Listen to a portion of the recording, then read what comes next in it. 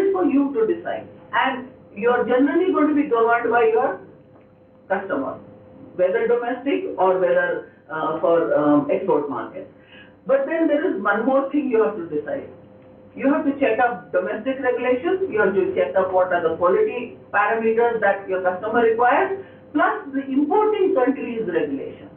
Because they may have a regulation different from our own. So these are the three things that you will need to check when you decide to set up an industry and start manufacturing. So these are challenges which are faced today. And as I told you that the technical regulation, I mean, of course, your customer will keep on asking, maybe demanding better and better quality standards, etc. But also, the countries where you are exporting, they will have regulations which also may be consistently undergoing changes, wanting higher requirements.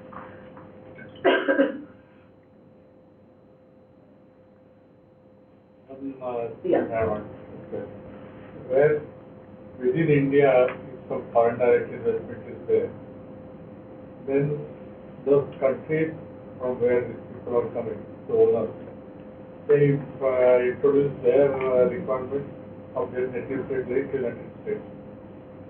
Should we take later or I can? It's better that we take the questions later. Maybe, I think. Can you hold on to the questions? Because okay. Because by the time we finish, maybe it may be already clear to you, or we can take it later. Unless you feel the need to.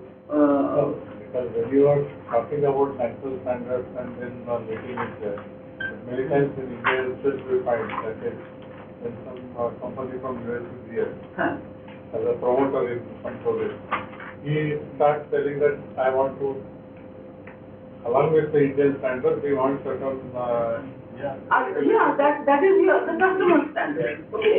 See, typically in any country, there will be a national standards body which will be preparing standards for various, fields, various commodities, etc. Now, the national standards body, the standards which are produced are all voluntary standards. So it is what the national standards body would do is what is the requirement of the stakeholders within the country.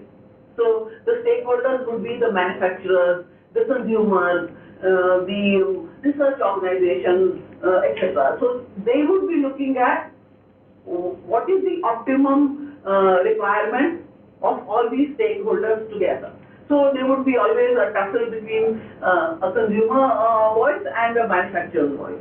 And they would come up with an optimum standard. So that is the standard which has been decided for the country in which the national standards body exists.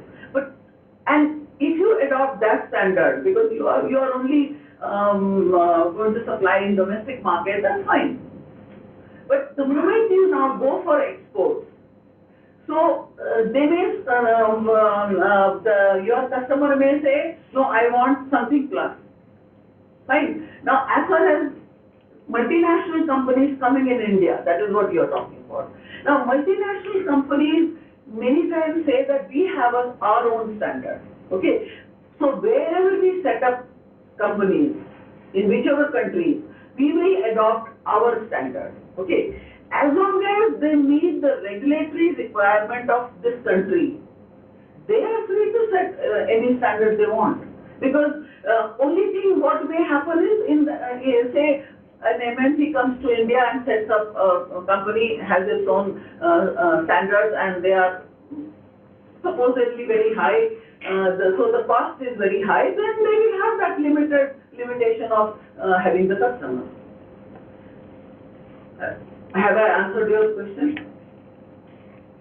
They are the customer, they are not the supplier.